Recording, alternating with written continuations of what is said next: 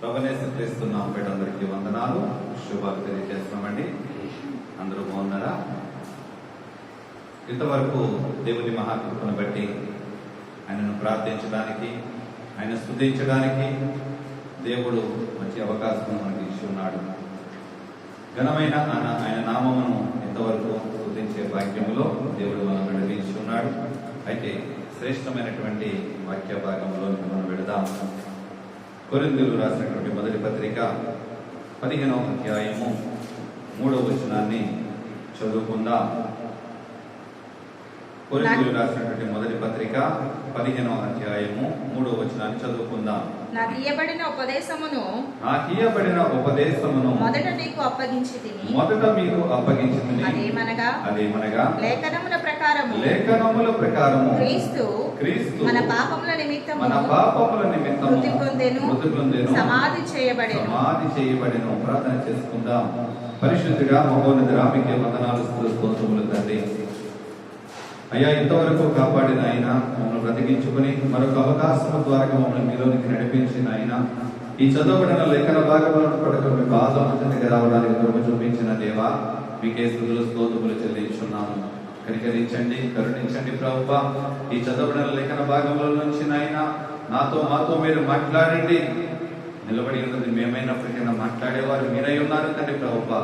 మీ నామమై మాత్రమే ఘనమైన మీ నామము, ఉన్నతమైన నీ నామము ప్రకటించబడేలాగున మీరే మాట్లాడండి ప్రభువా. అయ్యా, మీరు కనికరించండి నాయన. వ్యక్తపడిన ఆత్మ ఏది కూడా వ్యర్థముగా పోనివ్వద్దు. నీ ఆత్మ సహాయములో మీరుండి మాట్లాడి కృప చూపించమని యేసుక్రీస్తు అడుగుచున్నాను మా ప్రియ పరలోకపు తండ్రి, ఆమేన్. చదవబడినటువంటి మాటలను బట్టి చూసినట్లయితే కనుక ఇక్కడ క్రీస్తు మృతి చెందడం గురించి అపోస్తలుడైన పౌలు గారు మాట్లాడుతున్నాడు. ఆయన లేఖనముల ప్రకారం మృతి పొంది పునరుద్ధారణుడుగా లేచిన విధానం గురించి మాట్లాడుతున్నాడు. అయితే క్రీస్తు అంటే ప్రభు అయిన యేసు క్రీస్తు మరణించడానికి గల కారణము, ఎందుకొరకు ఆయన మరణించాడు అన్నది మనము ఈరోజు అంశముగా ఆలోచన చేద్దాం. ఎందుకంటే ఈ రోజులలో ఈ శ్రమ దినాలను పాటిస్తున్నటువంటి అనేక మంది ప్రజలు, క్రైస్తవులుగా ఉంటున్నటువంటి అనేక మంది ప్రజలు, కొందరు శ్రమ దినాలు పాటిస్తూ ఉంటారు, కొందరు శ్రమ దినాలు పాటించకుండా ఎప్పటి మామూలుగానే ప్రార్థనలు చేస్తూ ఉంటారు. కానీ క్రీస్తు దేని కొరకు మరణించాడు, ఈ లోకానికి ఆయన ఎందుకొరకు వచ్చాడు అన్న దాని గురించి మనము మాట్లాడుకోవాల్సిన అవసరం ఎంతైనా ఉన్నది. దాంట్లోనే ఇప్పుడు చదువుకున్న వాక్య భాగంలో నుంచి ఆయన ఎందుకు మరణించెను అన్నది మనము ఆలోచిస్తే, మొదటిగా లేఖనముల నెరవేర్పు కొరకు ఆయన మరణించాడు. అపోస్తలుడైన పౌలు గారు అదే మాట్లాడుతున్నాడు. నేను మీకు ఏ ఉపదేశం అయితే చెప్పానో, నాకు ఇవ్వబడినటువంటి ఉపదేశములను బట్టి అదే నేను మీకు బోధిస్తున్నాను, అదే నేను మీకు అప్పగిస్తున్నాను. ఏమనగా లేఖనముల నెరవేర్పును బట్టి, లేఖనముల నెరవేర్పు కొరకు, లేఖనముల ప్రకారముగా క్రీస్తు మన కొరకు మరణమాయాడని చెప్పి, మన పాపముల నిమిత్తము ఆయన మృతి చెందాడని చెప్పి అపోస్తలుడైన పౌలు గారు మాట్లాడుతున్నాడు. అంటే క్రీస్తు యేసు ఈ లోకానికి ఎందుకొరకు వచ్చాడు అన్నది మనము ఆలోచిస్తున్నాం కదా. అయితే దేని కొరకు ఆయన వచ్చాడు? పాపులను రక్షించడం కొరకు, మన పాప అపరాధముల కొరకు, మరణించడం కొరకు. ప్రవచనాత్మకంగా మాట్లాడితే తెలియనటువంటి ప్రజలు అనేక మంది ఉంటున్నారు.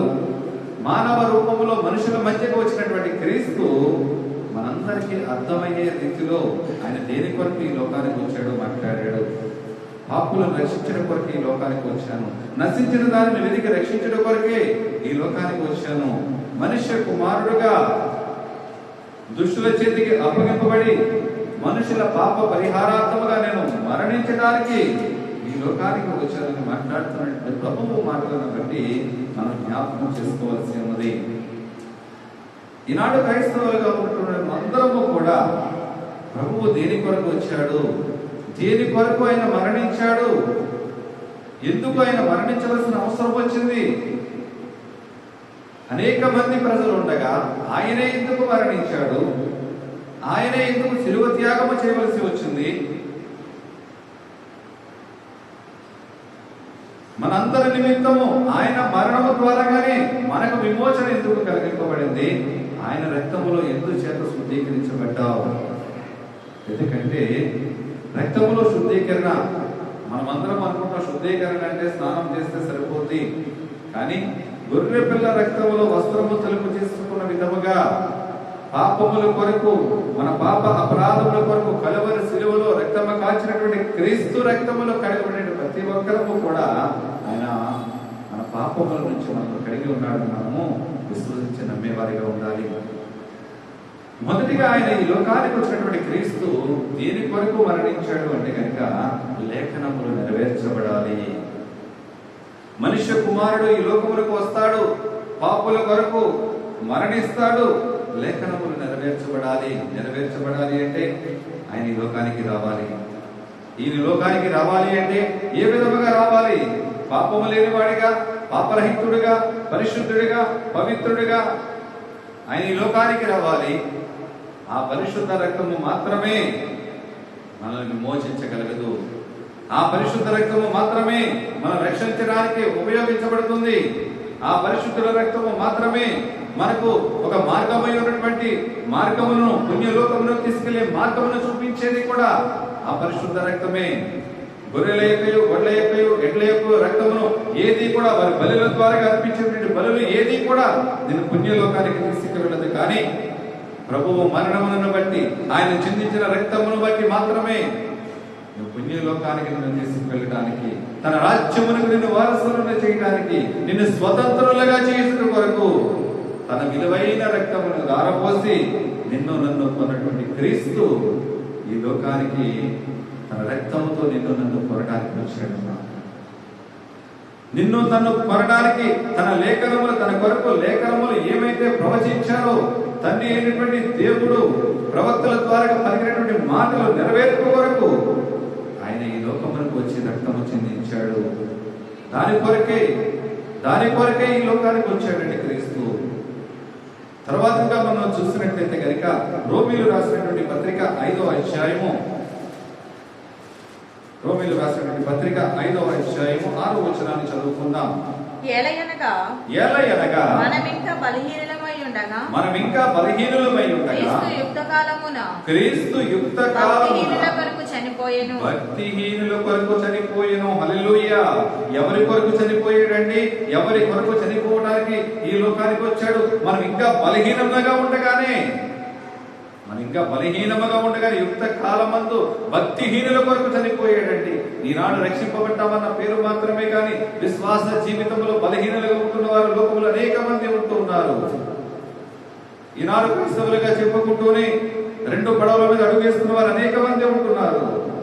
క్రీస్తుని ఎరగనటువంటి ప్రజలు ఎరగని వారిగా ఉంటుంటే, ఎరిగిన వారు సహితము కూడా దేవుని ఆజ్ఞలకు వ్యతిరేకముగా జీవిస్తూ, దేవుని మార్గములకు వ్యతిరేకముగా జీవిస్తూ, ఆయన వాక్యములకు వ్యతిరేకముగా జీవిస్తూ దేవునికి ఆయాసము కలిగించే వారిగా వారి నాడు ఇంకా లోకములను ఉంటున్నారు. ఆనాడు యూదులు తెలియక తప్పు చేశారు, తెలియక క్రీస్తుకు మరణ శిక్ష విధించారు. మెస్సయ్య వస్తాడని చెప్పి ఎదురుగా ఉన్న మెస్సయ్యను గుర్తెరగలేకపోయి ఉన్నారు. కానీ నేటి క్రైస్తవులు తెలిసి దోషములు చేస్తున్నారు, తెలిసి పాపములను చేస్తున్నారు. ఇంకా భక్తిహీనతలోనే ఉంటూ, ఇంకా వారు చేస్తున్నటువంటి భక్తి యథార్థమైన భక్తి అని, ఒకవైపు లోకము, ఒకవైపు దేవుడు అని చెప్పి 2 ధోరణులతో వారు జీవిస్తూ ఇంకా క్రీస్తుని ఈనాడు కూడా సిలువ వేస్తూనే ఉన్నారు ఈనాటి క్రైస్తవులు.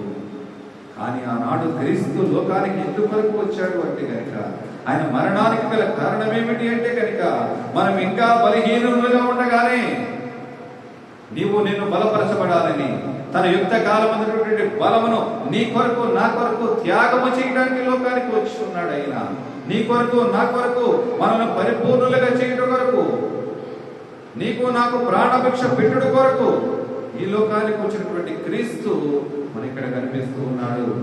ఆయన ఈ లోకానికి రావడం దేని కొరకు అంటే నిన్ను నన్ను బలపరచడానికి, నువ్వు భక్తిహీనతలో నీవు ఉండకూడదని, నువ్వు దేవుని యెడల యథార్థమైన భక్తితో నువ్వు జీవించాలని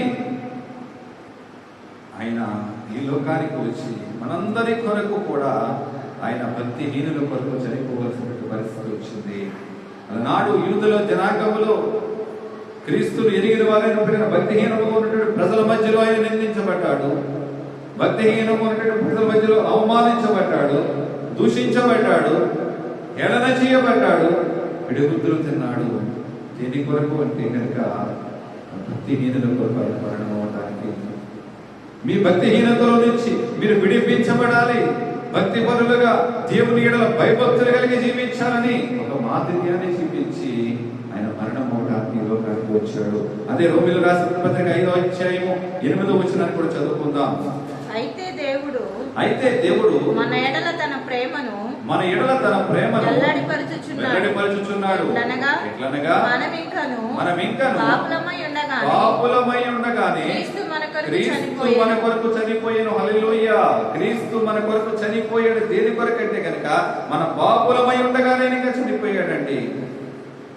పాపుల కొరకు ఈ లోకానికి వచ్చినటువంటి క్రీస్తు మన పాపములను రక్షించడం కొరకు, మన పాపముల నుంచి మనల్ని విమోచన కలిగించడం కొరకు, ఆ పాపుల కొరకు ఈ లోకానికి వచ్చినటువంటి క్రీస్తు ఆ పాపమును తన భుజస్కంధాల మీద వేసుకొని ఆయన బలియాగమైపోయినాడు. ఎందుకంటే పాపానికి శిక్ష తప్పదు, పాపమునకు శిక్ష భరించాలి. దోషములకు, పాపములకు, అపరాధములకు మరణ శిక్ష ఉంది. కానీ పాత నిబంధన కాలంలో బలులు అర్పించి పాపాన్ని కప్పేవారు, కానీ పాపాన్ని తుడిచివేయడానికి, పాపాన్ని కరగడానికి అవకాశం లేదండి. ఎడ్లను, గొర్రెలను, పశువులను బలి అర్పించి పాపాలని కప్పుతూ ఉండేవారు. కానీ ప్రభువైన యేసుక్రీస్తు వారు ఆ పాపములను రక్షించడం కొరకు, ఆ పాపముల కొరకే ఈయన బలి పశువుగా బలి అయిపోవడానికి ఈ లోకానికి వచ్చాడు. నీ నా పాపములను విడిపించాలని, నీ నా పాపముల కొరకు బలియాగముల కొరకు, నీ నా పాపముల నుంచి మనల్ని పరిరక్షించి ఉన్నతమైన స్థితిలోనికి నిలబెట్టాలని, నీకు జీవాన్ని ఇవ్వడానికి జీవముగా వచ్చినటువంటి క్రీస్తు ఈనాడు లోకంలో చనిపోవడానికి మన అందరి కొరకు వచ్చి ఉన్నాడు. కానీ నీవు నేను ఆ పాపము జీవితంలోనేగా జీవిస్తున్నామా? ఒకవేళ పాపము విడిచి క్రీస్తు కొరకు ప్రయాసపడే వారిగా ఉంటున్నామన్నది మనము ఆలోచించగలగాలి. ఆ పాపల కొరకు చిందించిన రక్త ప్రోక్షణ వలనే, ఆ రక్తము వలనే నీవు నేను రక్షింపబడ్డాము. మనం ఇంకా క్రీస్తుకు శత్రువులమై ఉండగానే ఆయన యొక్క కుమారుని మరణము ద్వారా సమాధానము, సఖ్యతను మనకు కలిగించడానికి, శాంతిని కలిగించడానికి ఆయన ఈ లోకానికి వచ్చాడు. ఆయన శాంతి మూర్తిగా ఈ లోకానికి వచ్చి శాంతిని మనందరికీ సమకూర్చి సమానమైనటువంటి బలి పశువుగా మనందరి కొరకు కూడా ఆయన వృద్ధి చెందాడు. ఎందుకంటే నీలో ఉన్నటువంటి శత్రుత్వాన్ని నువ్వు విడిచిపెట్టాలని, నీలో ఉన్నటువంటి అసూయలను విడిచిపెట్టాలి, నీలో ఉన్నటువంటి అపవిత్రతలను విడిచిపెట్టాలి, నీలో ఉన్న కక్ష క్రోధములను విడిచిపెట్టాలి. నీవు దేవుని కొరకు ఒక ప్రయాసపడే వ్యక్తిగా నీవు ఉండాలని, ఆయనకి నిజ స్నేహితుడిగా నీ శత్రుత్వమును విడిచిపెట్టి స్నేహ బంధమును నువ్వు కూర్చుకోవాలని దేవుడు మనందరి కొరకు కూడా సమాధానవంతమైనటువంటి బలి పశువుగా ఆయన ఈనాడు మనందరి కొరకు కూడా చనిపోయాడు. ఎందుకొరకు లోకానికి వచ్చాడంటే నీకు నాకు సమాధానం ఇవ్వడానికి వచ్చి చనిపోయాడండి. నీకు నాకు ప్రేమను పంచడానికి వచ్చి ప్రేమను పంచి ఆయన చనిపోయాడు. నీకు నాకు ప్రేమ విలువను తెలియజేసి ఒక మాదిరియాన్ని వచ్చి ఆయన చనిపోయాడు. ఆయన మరణించడానికి గల కారణము మన భక్తిహీన సమయాలలో మనం బలపరిచి, మన పాప స్థితిలో నుంచి మనకు విడుదల కలిగించి, ఆయన ప్రేమను మనకు కనపరిచి శత్రుత్వం నుంచి విడుదల పొందించడానికి ఈ లోకంలో ఆయన మరణించినట్లుగా ఇక్కడ మన బైబిల్ లేఖనాలు మనకు తెలియజేస్తూ ఉన్నాయి. ఇంత మరణించడానికి లోకానికి ఆయన ఎందుకు వచ్చాడు అంటే పాపులకు ఆయనకి ఏమైనా సంబంధమా? ఎందుకు రావాల్సి వచ్చింది? ఆయన పాప భారములను బయట కొరకు. హెబ్రీ పత్రిక 9వ అధ్యాయము 26వ వచనాన్ని కనుక మనం చదువుకుంటే కనుక 9వ అధ్యాయము 26 అట్లైన ఎడల జగత్ పునాది వేయబడినది మొదలు జగత్ పునాది వేయబడకముందు ఆయన అనేక పర్యాయములు శ్రమ పడవలసి వచ్చెను. అయితే ఆయన యుగముల సమాప్తియందు తన్ను తానే బలిగా అర్పించుకొనుట వలన పాప నివారణ చేయుటకై పాప నివారణ చేయుటకై ఒక్కసారి ప్రత్యక్షపరచబడెను. ఒక్కసారి ప్రత్యక్షపరచబడినో. ఎన్నిసార్లు ప్రత్యక్షపరచబడ్డాడండి? ఒక్కసారి ప్రత్యక్షపరచబడ్డాడు. తనకు తానుగా మన పాపములను ఆయన ఎంచుకున్నాడు. మన పాపములని ఆయన భుజస్కంధాల మీద వేసి మన పాపాలకు ప్రాయశ్చిత్తముగా ఒక్కసారి బలి అర్పణ తప్పించబడినట్లుగా ఈ లోకానికి వచ్చినటువంటి క్రీస్తు ఒక్కసారి మృతి పొందడాకండి. మనందరి కొరకు, మనందరి పాప పరిహారార్థం కొరకు ఒక్కొక్కరి కొరకు ఒక్కొక్క బలి కాదు. అంటే ఈ ధర్మ వారికి ఒక బలి, వచ్చే ధర్మ వారికి ఒక బలి, తర్వాత వచ్చే వారికి ఒక బలి కాదండి. సృష్టి ప్రారంభం నుంచి ముగింపు వరకు కూడా సర్వ జనాంగముల కొరకు ఒక్కసారిగా ఆయన బలి అర్పించిన కొరకు బలి వస్తువుగా మానవుడులో సంపూర్ణమైనటువంటి మానవుడుగా, దేవుడిలో సంపూర్ణమైనటువంటి దేవుడుగా ఈ లోకానికి వచ్చి మనందరి పాపముల కొరకు బలి అయిపోయినాడు. ఒక్క మాట కూడా ప్రత్యుత్తరం చెప్పలేదండి. నోరు తెరవలేనటువంటి ప్రేమ అందరి పాపముల కొరకు ప్రాయశ్చిత్తార్థమైనటువంటి బలి పశువుగా ఆయన మారిపోయినాడు. వదకు తేయబడినటువంటి గొర్రె పిల్ల పొచ్చు కత్తిరించు వారి దగ్గర ఎట్టి విధముగా అయితే మౌనముగా ఉంటుందో అట్టి విధముగా మౌనముగా ఉండిపోయాడండి దేవుడు. ఆయన సర్వశక్తి కలిగినటువంటి దేవుడు. ఆయన నోటి మాట ద్వారా సృష్టిని నిర్మించినటువంటి దేవుడు. ఆయన మరణాన్ని తప్పించుకోలేడా? తప్పించుకోగల సమర్థుడే. కానీ ఆయన మరణాన్ని తప్పించుకుంటే నీకు జీవము లేదు. ఆయన మరణాన్ని తప్పించుకుంటే నీకు ఉండే యోగ్యత లేదు. ఈ భూమి మీద వెలగా బ్రతికే అవకాశమే లేకుండా పోతుందని అందరి పాపాల ప్రాయశ్చిత్తముగా ఆయన బలి అవ్వడానికి ఈ లోకానికి వచ్చి ఉన్నాడు. అయితే పాపుల కొరకు వచ్చినటువంటి క్రీస్తు మరణముకు ఆయనకు కలిగినటువంటి సంబంధం ఏమై ఉన్నది? ఆయన ఈ లోకానికి వచ్చి మరణించడానికి పాపము చేసే వారికి కలిగిన సంబంధం ఏమై ఉన్నది అన్నది మనం ఆలోచించినట్లయితే కనుక యెషయా గ్రంథము 53వ అధ్యాయము 10వ వచనాన్ని చదువుకుందాం. యెషయా గ్రంథము 53వ అధ్యాయము 10వ వచనము. అతను నలగగొట్టుటకు యెహోవాకు ఇష్టమాయెను. ఆయన అతనికి వ్యాధి కలగచేసెను. అతడు తన్ను తానే అపరాధ పరిహారార్థ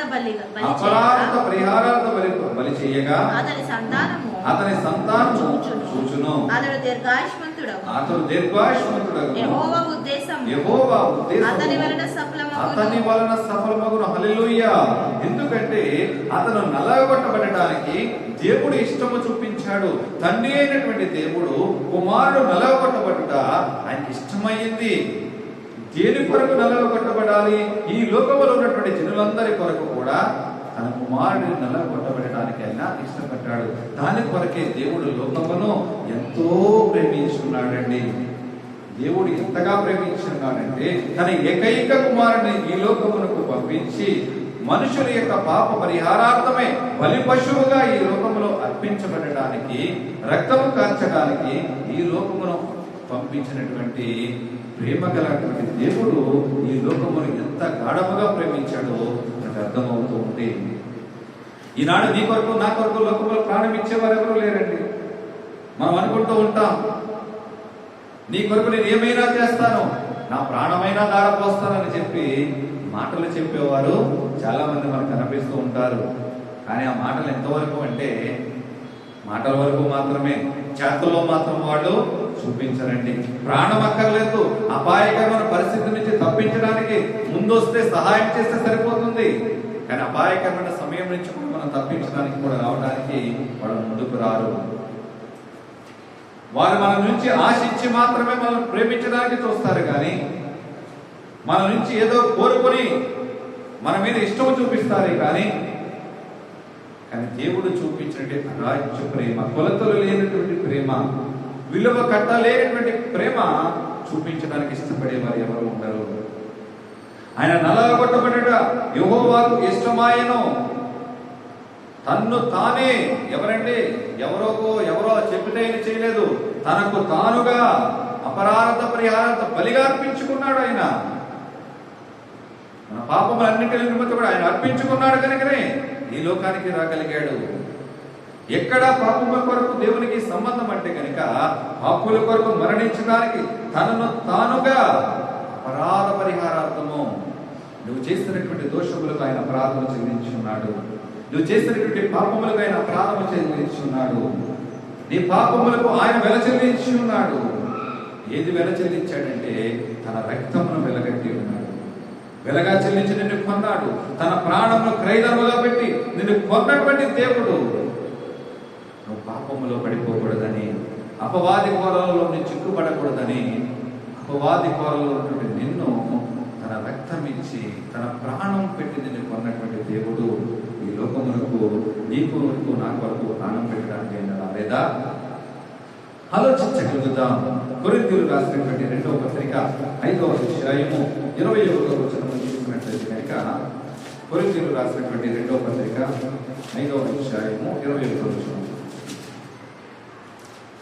ఎందుకనగా మనం ఆయన యందు దేవుని నీతి అగునట్లు పాపమెరుగని ఆయన మన కోసము పాపముగా చేసెను. హల్లెలూయా. మనం ఆయన యందు నీతి అవ్వాలని, మన నీతిమంతులుగా తీర్చబడాలని, పాపులమైనటువంటి మనందరి కొరకు ఆయననే పాపముగా చేశాడంటండి దేవుడు. మన కోసము, మనందరి కోసము ఆయన పాపముగా చేయబడ్డాడు. మనందరి కోసము ఆయన పాపముగా ఈ లోకములోనికి మానవ మాత్రగా వచ్చినటువంటి దేవుడు ఆ పాప దేహము కలిగినటువంటి పాపము వదిలించడానికి ఆ దేహమునకు పాప శిక్షను విధించినట్లుగా లేఖనాలు మనకు తెలియజేస్తున్నాయి. మనందరి పాపముల నిమిత్తము మనం నీతిమంతులుగా తీర్చబడాలని, మనం యథార్థవంతులుగా తీర్చబడాలని, మనమందరము దేవుని సొత్తైన ప్రజలుగా, ఆయన రాజ్య పాలకులుగా మనందరం ఉండాలని, మన పాపముల కొరకు ఆయననే పాపముగా ఈ లోకానికి చేశాడు తండ్రి అయినటువంటి దేవుడు. కానీ ఇంకా ఈనాటికి కూడా ఎన్నిసార్లు దేవుని నువ్వు ఇంకా హింస పెడుతున్నావు, ఎన్నిసార్లు నీ పాపముల ద్వారా, నీ అపరాధముల ద్వారా, నీ మోసకరమైనటువంటి మాటల ద్వారా దేవుని ఎన్నిసార్లు ఆయాస పెడుతున్నావు. ఆలోచించగలుగుతున్నావా నా ప్రియ సహోదరుడా? దేవుడికి నా పాపానికి ఏమి సంబంధం అని చెప్పి అనేక సార్లు నువ్వు ప్రశ్నించుకుంటున్నావేమో. నీ పాపముల కొరకే ఆయన పాపమైపోయి ఉన్నాడే. నీ అపరాధముల కొరకు నువ్వు నీతిమంతుడిగా తీర్చబడాలని, నీతిమంతుడైనటువంటి క్రీస్తు నీతి తప్పి తీర్పు పొంది నీ కొరకు నా కొరకు బలి అయిపోయి ఉన్నాడే. ఆలోచించగలుగుతున్నావా? నీ పాపము నుంచి నువ్వు విడుదల పొందాలని, నువ్వు రక్షింపబడాలని, నీ రక్షణ ఆనందములో నువ్వు వర్ధిల్లాలని నిన్ను నన్ను తన విలువైన రక్తంలో కడిగింపబడ్డావు. కడిగాడు దేని కొరకంటే నువ్వు విమోచించబడాలి. రోమీయులకు రాసినటువంటి పత్రిక 8వ అధ్యాయము 3వ వచనాన్ని ఒకసారి చదువుకున్నట్లయితే, శరీరమును అనుసరింపక ఆత్మను అనుసరించి నడుచుకొను మన యందు ధర్మశాస్త్ర సంబంధమైన నీతి విధి నెరవేర్చబడవలెనని పాప పరిహారము నిమిత్తము దేవుడు తన సొంత కుమారుని పాప శరీరాకారముతో పంపి ఆయన శరీరమందు పాపమునకు శిక్ష విధించెను. హల్లెలూయా. పాప శరీరాకారమందు పంపించాడే కానీ క్రీస్తులో మాత్రము పాపము లేదండి. ఈ లోక దేహముతో నరుడు ఏ విధముగైతే పాపము చేసి తన దేహమంతటిని పాపముగా మలిచి ఉన్నాడో, అదే పాప దేహ శరీరముగా ఆకారంలోనికి క్రీస్తుని ఈ లోకములోనికి పంపించి ఆ శరీరమునకు పాపమునకు శిక్ష విధించాడు. మరి నీ కొరకు నా కొరకు ఆయన మరణించినది మన పాపముల కొరకు కాదా? మన పాపములకు ఆయన మరణానికి సంబంధం లేదా? ఈ చదవబడిన వాక్యాన్ని బట్టి అర్థమవుతుంది. నీ పాపములు నా పాపముల కొరకు, ఈ పాప దేహానికి పడవలసినటువంటి మన శిక్ష ఆయన ఈ లోక పాప దేహాకారంలోనికి ఆయన వచ్చి ఆయన శరీరానికి నీవు పొందవలసినటువంటి శిక్ష తన కుమారుడి ద్వారా శిక్ష అనుభవించడానికి దేవుడు అవకాశం కల్పించాడు. ఎందుకంటే నీవు విడుదల పొందాలి, నీ లోకములో ఆయనకు ఒక సాక్షిగా నీవు ఉండాలి అని చెప్పి నీ శిక్షను ఆయన పొందడానికి ఈ లోకానికి వచ్చున్నాడు. అంటే క్రీస్తు తన ఇష్టము చొప్పునే తన్ను తానుగా ఆయన ఈ లోకానికి అర్పించుకున్నాడు. కానీ ఎవరో బలవంతము చేయటం వలన ఆయన అర్పించుకోలేదు. ఎవరు బలవంతం చేయడం వలన ఆయన మరణం అవ్వడానికి ఇష్టపడలేదు. ఆయనకి ఈ లోకానికి వచ్చినటువంటి పని ఏమైనదో, ప్రవక్తల లేఖనాలు నెరవేర్పు తన కొరకు ఏమైతే ప్రవచించారో, ఎందు కొరకు ఏ పాపుల కొరకు అయితే ఈ లోకానికి వచ్చున్నాడో, ఎటువంటి నశించిపోతున్న ఆత్మను వెతికి రక్షించడానికి ఈ లోకానికి వచ్చున్నాడో, త్రోవ తప్పిపోయినటువంటి జనులని మార్గమైనటువంటి మార్గంలోకి నడిపించడానికి ఎందుకైతే వచ్చున్నాడో, ఆ పని కొరకు వచ్చినటువంటి క్రీస్తు తనను తానుగా రిక్తుడిగా అప్పగించుకున్నాడు. కానీ ఎవరి బలవంతం వలన కాదు, తనకు తానుగానే అర్పించుకున్నాడు. ఒకవేళ మీరు అడగవచ్చు, మన పాపముల కొరకు ఆయన ఏం చేశాడండి అని. అనేక సార్లు మన వాక్యాలు వింటూ ఉంటాం, అనేక సార్లు క్రీస్తు మరణ పునరుద్ధానం గురించి వింటూ ఉంటాం, అనేక సార్లు బలలో పాల్గొంటున్నప్పుడు ఆయన మన కొరకు చిందించిన రక్తముల గురించి విలువైన మాటలు వింటూ ఉంటాం. అయినప్పటికైనా సందేహాలు అనేక మంది క్రైస్తవులకు వస్తూ ఉంటాయి. క్రీస్తుని ఎరగనటువంటి ప్రజలకు వచ్చిన అనుమానాలు అంటే అనుకోవచ్చు, కానీ ఈనాడు క్రైస్తవులకు కూడా అనేక సార్లు వస్తాయి. మన పాపముల కొరకు క్రీస్తు ఏమి చేశాడండి అంటే, బైబిల్ జ్ఞానం లేనటువంటి ప్రజలు, బైబిల్ పై అవగాహన లేనటువంటి ప్రజలు అనేక మంది ప్రశ్నలు వేస్తూ ఉంటారు. యెషయా గ్రంథం 53వ అధ్యాయము 12వ వచనాన్ని చదువుకుంటే కనుక, కావున గొప్పవారితో నేను అతనికి పాలు పంచి గనులతో కలిసి అతడు కొల్ల సొమ్ము విభాగించుకొనును. ఏలయనగా మరణము నొందునట్లు అతడు తన ప్రాణమును ధారపోసెను. అతిక్రమము చేయువారిలో ఎంచబడిన వాడాయెను. అనేకుల పాపమును భరించి తిరుగుబాటు చేసిన వారిని గురించి జ్ఞాపన చేసిన. హల్లెలూయా. అనేక మంది పాపముల కొరకు, ఒకరి పాపముల కొరకు కాదండి. మనం అంటూ ఉంటాం, ఆయన ఏమి చేశాడు మా పాపముల కొరకు అని. అనేక మంది పాపముల కొరకు తనను తానుగా అర్పించుకున్నాడు. మరణము నొందునట్లుగా తన ప్రాణమును దారపోసాడంటండి. ఈనాడు ఎవరు దారపోస్తున్నారు ప్రాణాన్ని? ఒకరికొకరు ప్రాణం ఇచ్చే వాళ్ళు ఎవరు ఉన్నారు? రక్తం ఇవ్వడానికి, రక్తదానం చేయడానికి. అయ్యో నేను రక్తము ఇవ్వకూడదని అనుకుంటారు. మనిషిలో ప్రాణం రక్తమే. ఆ రక్తదానం చేయడానికి కూడా ఈనాడు అనేక మంది రక్తదానం చేయడానికి కూడా ఇష్టపడరు. కానీ నిన్ను నన్ను విమోచించడానికి ఈ లోకములోకి దేని కొరకు క్రీస్తు వచ్చాడు అంటే కనుక, మన పాపముల నుంచి పవిత్రపరచబడట కొరకు, మనందరి పాపముల కొరకు ఆయన భుజస్కంధములను వేసుకుని ప్రాణమును ధారపోసినటువంటి క్రీస్తు నీ కొరకు నా కొరకు ప్రాణం వచ్చేసలేదా? ప్రాణము క్రయధనముగా పెట్టి నిన్ను నన్ను కొనలేదా దేవుడు? ఎన్నిసార్లు ప్రశ్న వేస్తున్నావు, ప్రభువా నా కొరకు నువ్వేం చేశావు? అనేక మంది ప్రార్థనలు కూడా వింతగా ఉంటాయి. ప్రభువా నా కొరకు నువ్వేం చేశావయ్యా? ప్రభువా నన్ను ఎందుకు ఎలా నిలబెట్టావయ్యా? అనేక సార్లు ప్రశ్నలు వేస్తూ ఉంటారండి దేవునిపై. ప్రశ్నలు వర్షం కురిపిస్తూ ఉంటారు అనేక మంది. దేవుడు నీ కొరకు ప్రాణం అర్పించకపోతే నీకు విధముగా ఉండగలవా? దేవుడు నీ కొరకు తన ప్రాణాన్ని క్రయధనముగా పెట్టకపోతే ఈనాడు లోకములో నువ్వు జీవించడానికి అవకాశం ఉండేదా? ఇంకా ధర్మశాస్త్ర బంధకాలలో బంధింపబడిపోతూ, లోకేచ్ఛలబడి అనేక మంది లోక పాలకుల మధ్యలో నలిగిపోతూ, స్వేచ్ఛ జీవితం లేక నలిగిపోతున్నటువంటి పరిస్థితుల్లో నువ్వు దిగజారిపోయి ఉండేవాడు ఉండేదాన్ని.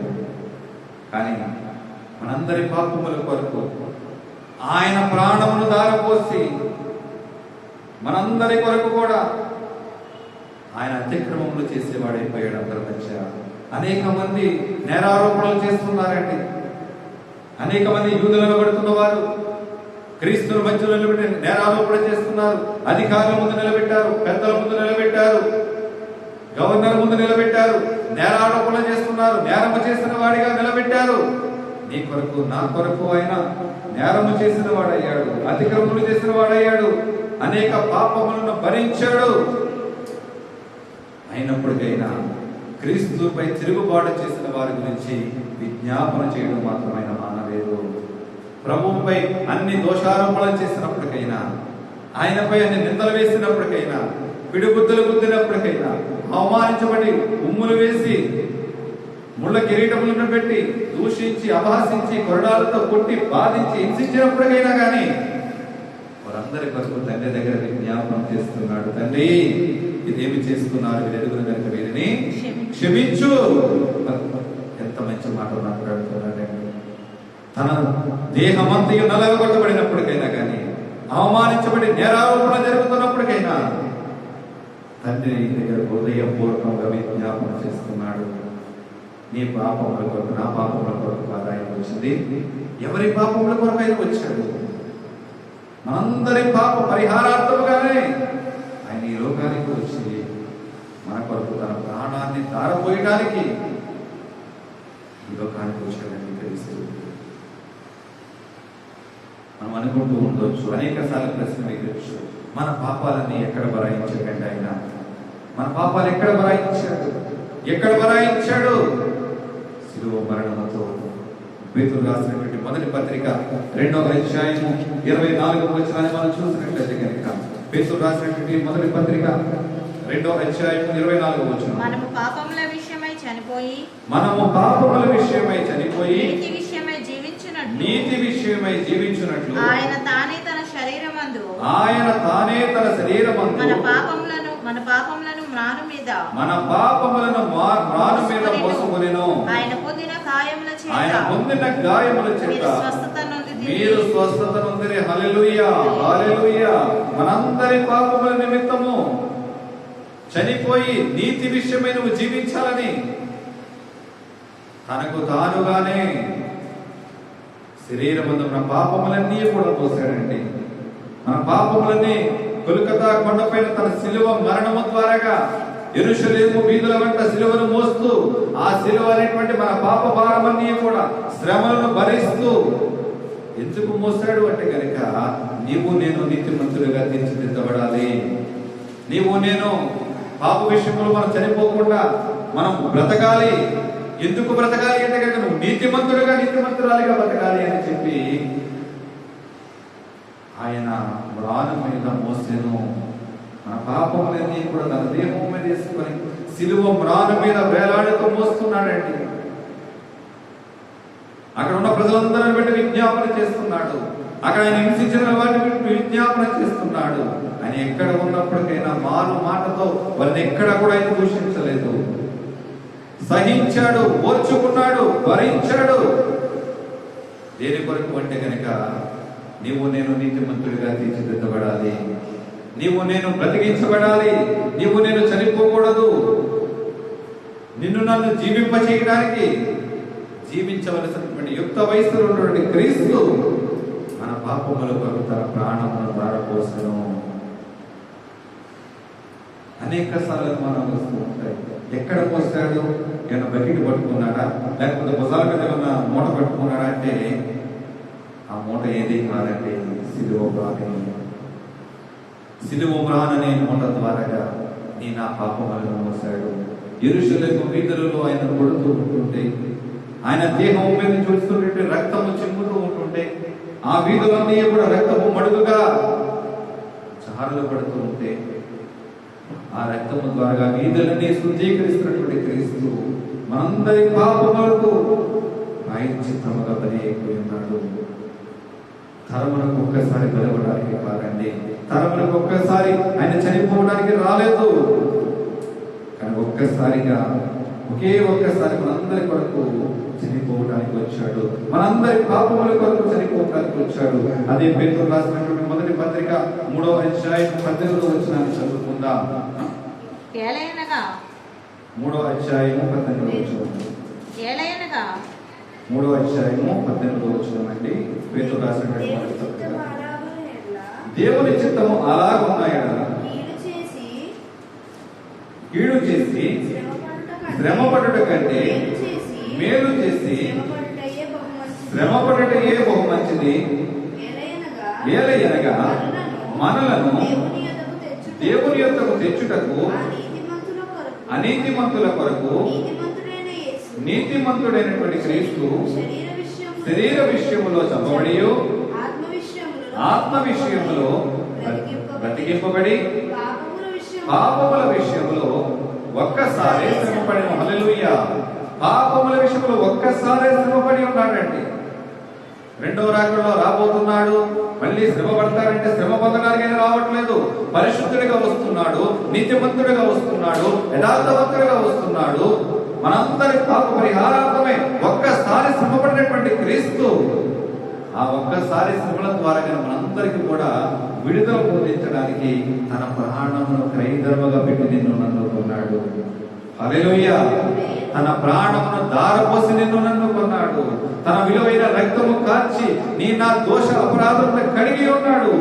ఒకవేళ ఇంకా పాప వస్త్రములతో బ్రతుకుతున్నావేమో, ఇంకా నీవు పాపమనే మాలిన్యములు ఇంకా కొట్టుబిడ్డలాడుచున్నావేమో, నా ప్రియ సహోదరి సహోదరుడుగా ఆయన రక్తంలో కడగబడినటువంటి నీవు మళ్ళీ పాపం అంటించుకోకూడదని, నువ్వు నీతిమంతుడిగా ఉండాలని, నువ్వు యథార్థవంతుడిగా ఉండాలని దేవుడు కోరుతున్నాడు. కానీ నువ్వు ఎక్కడ జీవిస్తున్నావు? నువ్వు ఇంకా ఏ విధముగా జీవిస్తున్నావు? క్రీస్తు కొరకు, నీ కొరకు శ్రమ పొందినటువంటి క్రీస్తు కొరకు, నీ కొరకు ప్రాణం పెట్టినటువంటి క్రీస్తు కొరకు ఏ విధముగా జీవించగలుగుతున్నావు? ఇంకా మళ్ళీ క్రీస్తు రావాలి, నా కొరకు ప్రాణం పెట్టాలని ఆలోచిస్తున్నావా? ఆనాడు తెలియక యూదులు తప్పు చేస్తే, ఈనాడు ఇంకా తెలిసి తప్పులు చేస్తూ అనేక సార్లు క్రీస్తును సిలువ వేస్తున్నావే. ఎప్పుడు ఇంకా నీవు నీతిమంతుడిగా తీర్చబడేది? మనందరి పాపముల కొరకు ఆయన ఈ లోకానికి దేని కొరకు వచ్చాడంటే, నువ్వు నీతిమంతుడిగా తీర్చబడి ఆయన కొరకు నువ్వు జీవించాలని. జీవించవలసినటువంటి క్రీస్తు మరణమయ్యాడు. జీవించవలసినటువంటి క్రీస్తు మన కొరకు ప్రాణమును ధారపోసాడు. ఎందుకంటే నువ్వు నీతిమంతుడిగా ఉండాలి, నువ్వు యథార్థవంతుడిగా ఉండాలి, నువ్వు పాపం నుంచి శిక్ష విడిపించబడాలి, అపరాధం నుంచి విడిపించబడాలి. దాని కొరకు నువ్వు గొర్రెలను గొడ్లను బలి ఇవ్వడానికి తీసుకున్న అవసరం లేదయ్యా. నీ కొరకే నేను బలి పశువుగా ఈ లోకానికి వచ్చి ఉన్నాను. నీ నా పాపముల కొరకు బలి అయినటువంటి క్రీస్తు మన పాపం నుంచి విడిపించి మనల్ని పవిత్రులుగా చేసి నిర్దోషులుగా నిష్కలంకులుగా ఉండాలని, నీతిమంతులుగా జీవింపచేయడానికి ఆయన ఈ లోకానికి వచ్చి మరణించాడు. ఒకవేళ ఇంతవరకు ఆయన అలక్ష్యం చేసి ఉన్నాము. ఒక్కసారి మరణించినటువంటి క్రీస్తు మరొకసారి మరణించాడు.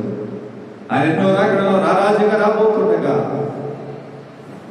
వధువు సంఘముగా ఎత్తబడడానికి నీవు సిద్ధపడి దేవుని కొరకు ఆయన మన కొరకు చేసిన త్యాగమును గుర్తు చేసుకుంటూ దినదినము ఆయన చిందించినటువంటి రక్తము ద్వారాగా ఉతక స్నానము జరిగించబడుతూ ఆయన వాక్యమును ధ్యానిస్తూ వాక్యానుసారముగా జీవిస్తూ అనేక నశించిపోతున్న ఆత్మకు ఒక ద్వారముగా వెలిగించే వారిగా ఉంటూ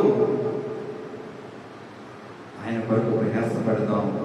ఆయన ఇచ్చే ఆశీర్వాదాలు పొందుకుంటూ ఆయన రాజ్య స్థాపన కొరకు ప్రతి ఒక్కరూ కూడా జీవిద్దాం. ఆయన నిత్య రాజ్యానికి వారసులమవుతూ ఆయనతో కలిసి జీవిద్దాం. అటువంటి కృప పరిశుద్ధాత్మడైన దేవుడు మనందరికీ కలుగ చేయనుగాక. ఆమేన్. ప్రార్థన చేసుకుందాం. పరిశుద్ధిగా మహోన్నతుడా మహాగణుడా, మీకే వందనాలు స్తోత్రములు తండ్రి. అవును ప్రభువా, ఈనాడు నువ్వు లోకానికి వచ్చి ఎందుకు మరణించావో తెలియనటువంటి ప్రజలు అనేక మంది ఉంటున్నారు. ఇంకా ప్రశ్నార్థకముగానే ఈనాడు ప్రజలు మిగిలిపోతూ ఉన్నారయ్యా. పాపముల కొరకు ఈ లోకానికి వచ్చినటువంటి మీరు తండ్రి ప్రభువా, మా పాపముల కొరకు పరిహాసముగా తండ్రి ప్రభు ఆయన పరిహారార్థముగా నీవు తండ్రి ప్రభువా బలి పశువుగా బలి అయిపోయి ఉన్నావు తండ్రి ప్రభువా. మమ్మల్ని విడిపించడానికి, మమ్మల్ని నీతిమంతులుగా బ్రతికింప చేయడానికి తండ్రి ప్రభువా ఒక్కసారి నువ్వు శ్రమ పొంది తండ్రి ప్రభువా అయ్యా మా పాపములను కలుగుల స్థితిలో పోసుకున్నావు తండ్రి ప్రభువా. మీరు పొందినటువంటి శ్రమలను మేము జ్ఞాపకం చేసుకుంటూ నీకు సాక్షులుగా జీవిస్తూ తండ్రి ప్రభువా అనేక మందికి మాదిరికరముగా జీవిస్తూ తండ్రి నీ విలువైన రక్తములో దినదినము ఉతక స్నానము జరిగించబడుతూ తండ్రి ప్రభువా ఈ రాష్ట్రానికి వారసురాడమన్నట్టుగా నన్ను మమ్మల్ని అందరినీ మీరు జ్ఞాపకం చేసుకుని కృప చూపించమని విత్తబడిన ఆత్మీయ ఆహారం ఫలభరితంగా ప్రతి వారి జీవితంలో అయ్యా ఫలించులాగా కృప చూపించమని యేసుక్రీస్తు ద్వారా అడుగుచున్నాను మా ప్రియ పరలోకపు తండ్రి. ఆమేన్. అందరికీ వందనాలండి.